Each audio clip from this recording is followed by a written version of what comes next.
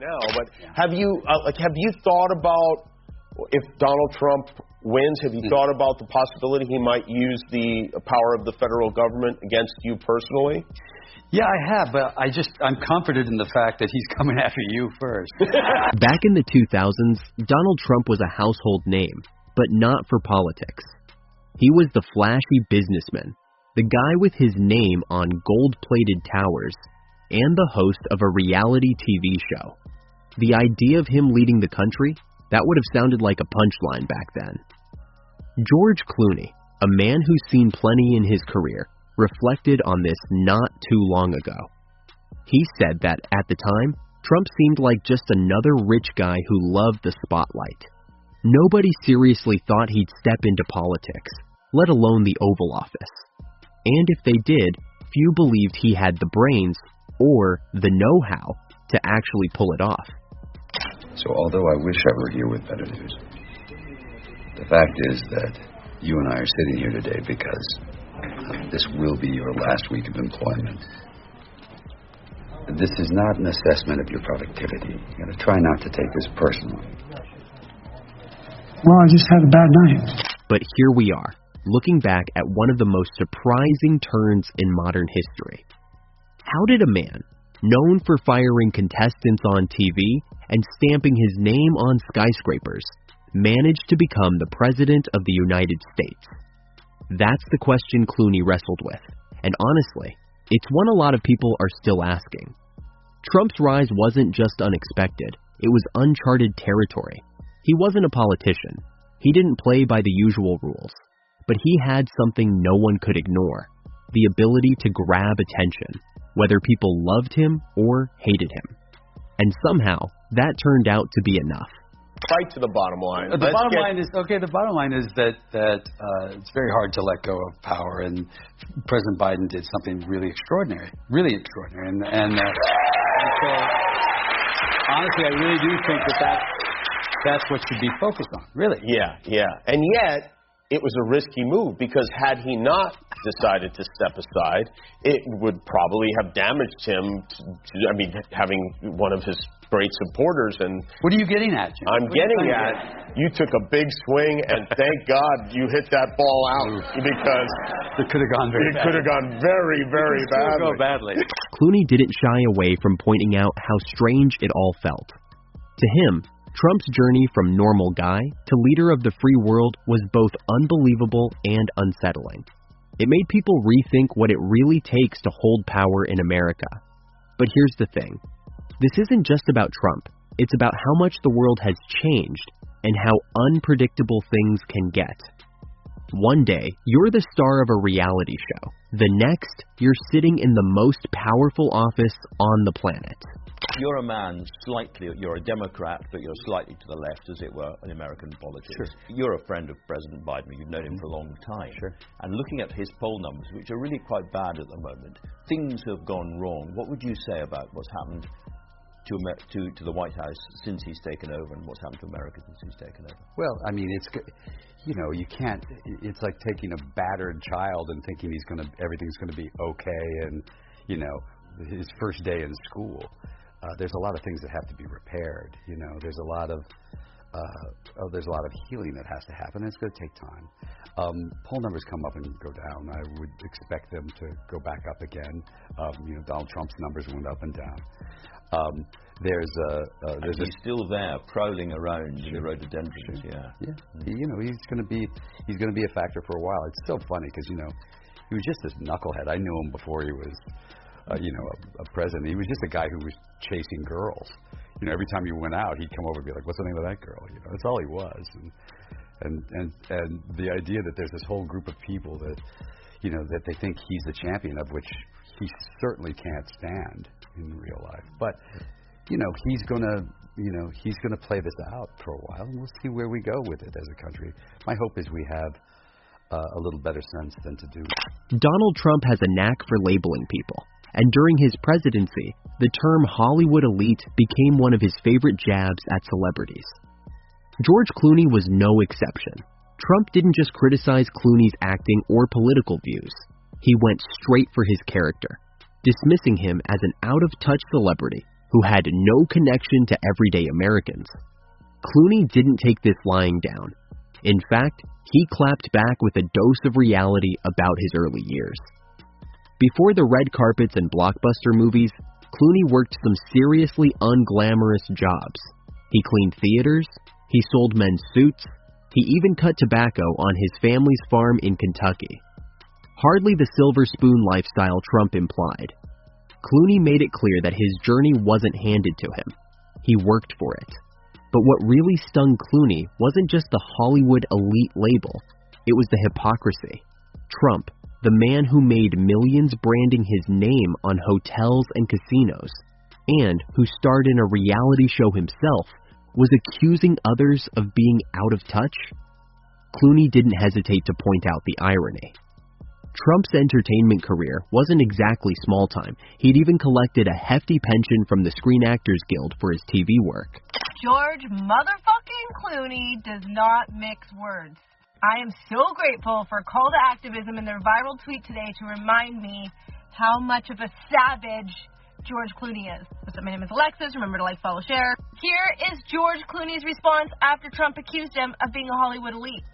Here's the thing. I grew up in Kentucky. I sold insurance door to door. I sold ladies' shoes. I worked in an all-night liquor store. I would buy suits that were too big and too long and cut the bottom off the pants to make ties so I'd have a tie to go on a job interview. I grew up understanding what it was like to not have health insurance for 8 years. So the idea that I'm somehow the Hollywood elite and the guy who takes a shit in a gold toilet is somehow the man of the people is laughable. People in Hollywood, for the most part, are people from the Midwest who moved to Hollywood to have a career. So the idea that coastal elites living in a bubble is ridiculous. Who lives in the bigger bubble? He lives in a gold tower and has 12 people in his company. He doesn't run a corporation of hundreds of thousands of people he employs and takes care of.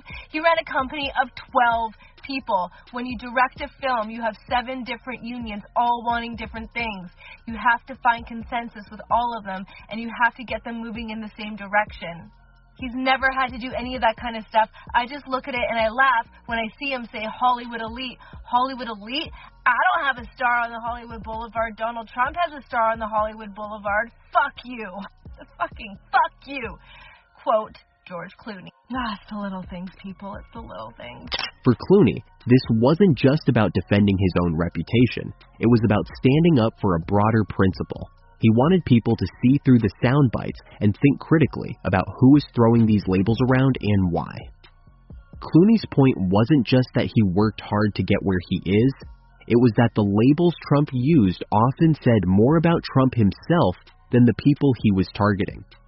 By the time Clooney finished addressing the accusation, he left no doubt. He wasn't going to let Trump define him. His past wasn't just a story of struggle. It was proof that success doesn't come from privilege alone. It comes from grit, determination, and owning who you are. Not one to shy away from speaking his mind. George Clooney took his thoughts on Trump and politics to a larger stage during his appearance on Jimmy Kimmel Live. This wasn't just a casual chat. Clooney had something important to say, and he used the moment to highlight what he felt Americans should be focusing on. While Trump spent his time lashing out at his critics, Clooney turned the conversation toward President Joe Biden. Clooney described Biden's decision to step back after his presidency as a rare and selfless act. In Clooney's eyes, it wasn't about clinging to power or legacy, it was about putting the country first. There is a world where we could go back to where we were. I don't think it's as likely as people think. But I was wrong about the first election. I didn't think people would vote for someone who was so deeply flawed. I know Donald Trump. That's the thing is people. I had his phone number in my phone book. He was the guy that came to the bars and asked me about which cocktail waitress was single. That's who he was. This is back in the 90s. Not that long. No, back in the 2000s, quite honestly. And so there's this part of you that just goes, well, that guy shouldn't be president. But I was wrong, and he was, and our democracy, I believe, paid a price certainly around the world. And I worry about the possibility. I don't think it's as good as some people are afraid of, but I do worry about it. I think we're in a time where we need some interesting candidates all around the board. Democratic side as well. Sure. Yeah, we need interesting candidates out there. That, Clooney said, is what leadership should look like. He praised Biden's humility and called his move extraordinary, a stark contrast to Trump's more confrontational style. But this wasn't just about Biden's character. Clooney used the opportunity to point out the distractions that Trump often created, pulling attention away from bigger issues. Instead of focusing on what Biden had accomplished or the challenges the nation faced, Clooney argued Trump was too busy making headlines with personal attacks and political drama. Of course, Trump wasn't about to let Clooney's comments slide. In typical Trump fashion, he fired back, calling Clooney a fake actor and suggesting he stay out of politics. Clooney, however, had a sharp response of his own. He humorously quipped, "I'll step back when he does." The audience loved it, and Clooney made his point clear. He wasn't afraid to go toe-to-toe with Trump, especially when it came to defending what he believed in. I'm worried about the coarsening of America. I'm worried about how we celebrate unkindness. So I look at where we are, this sort of coarsening of our discourse, and I find it to be worrying. It's all scary, just because there is a world where we could go back to where we were. I don't think it's as likely as people think, but I was wrong about the first election. I didn't think people would vote for someone who was so deeply flawed. I know Donald Trump. That's the thing is people. I have his phone number in my phone book. He was just this knucklehead. I knew him before he was, a president. He was just a guy who was chasing girls. Every time he went out, he'd come over and be like, "What's the name of that girl?" That's all he was. He was the guy that came to the bars and asked me about which cocktail waitress was single. That's who he was. This is back in the 90s. Not that long. No, back in the 2000s, quite honestly. And so there's a part of you that just goes, "Well, that guy shouldn't." This moment on Kimmel wasn't just about political opinions. It was about Clooney's call for a shift in perspective. He wanted people to stop being drawn into the noise and start paying attention to the actions that truly mattered. And for him, Biden's leadership was the example the country needed, not Trump's theatrics.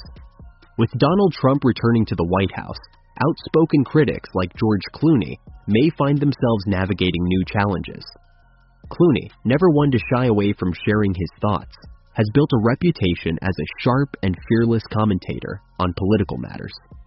His past criticisms of Trump, which included questioning his competence and labeling his presidency as divisive, have left little doubt about his stance. However, with Trump back in power, Clooney could face heightened scrutiny for his remarks. That theory about you don't have to be faster than the bear, you just have to be faster than the one kid. You're that one kid, pal. I'm the kid. Yeah, I'm the swole boy. Yeah. Trump is a big fan of yours. I don't know if you've seen this, but he posted in July. So now fake movie actor George Clooney. Yeah. He doesn't know that movies are fake, does he? I don't think so.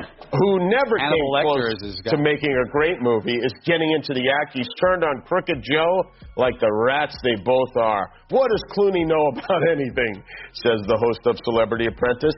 Clooney should get out of politics and go back to television. Movies never really work for him. I will if he does.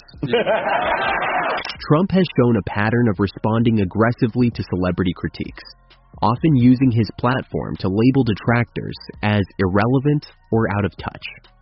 This raises questions about how Clooney's previous statements might influence their future interactions. Clooney, who has laughed off Trump's past jabs, might face a more strategic and public response from the administration. The possibility of Trump using his platform to discredit Clooney could add fuel to their ongoing feud, making it a media spectacle. Beyond the personal dynamics, there's the broader issue of Clooney's advocacy work. As a global humanitarian, Clooney has championed causes such as refugee rights, press freedom, and international justice through his foundation. Under Trump's leadership, policies related to immigration, international aid, or human rights could directly clash with Clooney's initiatives. This could place Clooney in a position where he must either amplify his criticisms or tread carefully to protect the causes he supports. Interestingly, Clooney himself has acknowledged the risks of speaking out, albeit with his signature humor. In interviews, he has joked that late-night hosts or other high-profile critics might be targeted before him. Still, the undertone of his remarks suggests he understands the potential consequences of challenging a sitting president. His past resilience, however, suggests he won't back down easily. The entertainment industry as a whole might also feel the ripple effects of Trump's policies. Changes to tax regulations, censorship debates, or funding for the arts could reshape Hollywood's landscape, indirectly affecting figures like Clooney. If these shifts occur, Clooney's voice might grow louder as he defends the creative freedoms and values Hollywood holds dear. In the clash of Hollywood and politics, George Clooney's fearless critiques and Donald Trump's fiery responses have created a fascinating dynamic. From Clooney's humble origins to his advocacy for global justice, his sharp words against Trump highlight a deeper conversation about leadership and public accountability. With Trump's return to power, their exchanges could become even more intense, sparking debates far beyond entertainment or politics. Let us know what you think in the comment section below. If you enjoyed, leave a like and subscribe. More videos are on screen now.